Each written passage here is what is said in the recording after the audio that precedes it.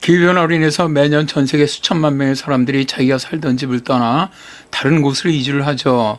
이것을 이제 기후 이주자 혹은 기후 난민이라고 부르는데요.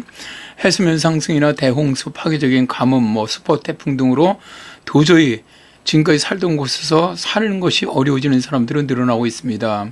그런데 놀랍게도 기후재난으로부터 방비할 수 있는 인프라가 가장 좋다고 하는 미국에서조차 많은 사람들이 기후변화 영향으로부터 피난처를 찾기 위해 살던 집을 떠나고 있다는 겁니다. 이로 인해서 미국 내 일부 지역이 사실상 살기 힘든 지역이 되고 있다고 하는데요.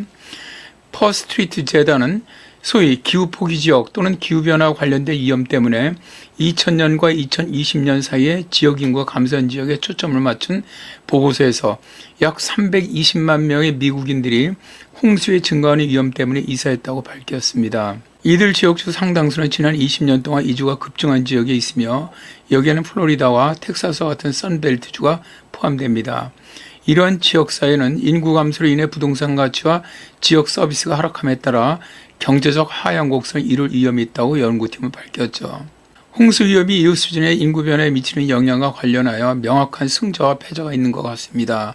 라고 이제 기후 영향 연구 책임자인 제레미 포터는 말하고 있는데요. 그러나 이로 인한 영향은 엄청나고요. 부동산 가치라든가 이웃 구성 혹은 상업적 생존 가능성에 긍정적이든 부정적이든 영향을 미칠 수밖에 없죠.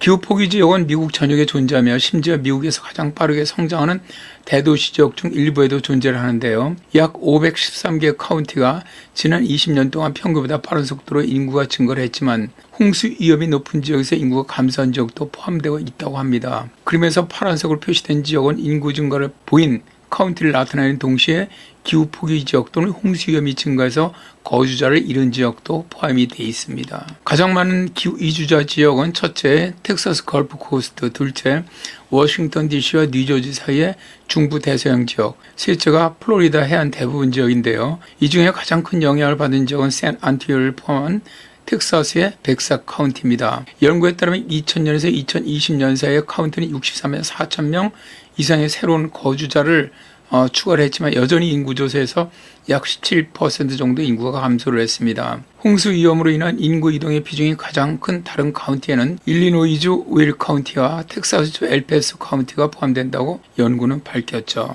중서부는 큰 타격을 받을 수 있다고도 밝혔는데요. 향후 수십 년 동안 미국의 어느 지역에 기후 이주에 직면할 수 있는지 조사를 해봤더니 놀랍게도 일리노이, 인디애나, 미시간, 오하이오를 포함한 중서부주가 가장 높은 위험에 직면해 있다고 연구는 밝힙니다. 해안 지역은 기후 위험이 큰데도 불구하고 더 나은 일자리를 찾는 사람들이 많은데 비해서 중서부와 북동부에서 하향 이주가 발생할 가능성이 높은 것은 이들 지역이 이주하는 사람들에게 같은 매력을 가지고 있지 않기 때문이라고 하죠. 홍수 증가와 대규모 산불의 형태로 극단적인 날씨, 특히 사람들의 집에 영향을 미치고 있는데요. 미국 전역에서 미국 전체 부동산의 4분의 1에 해당하는 약 3,600만 개의 부동산이 높은 기후 위험으로 인해서 보험료 상승 또 보장 축소에 직면해 있습니다.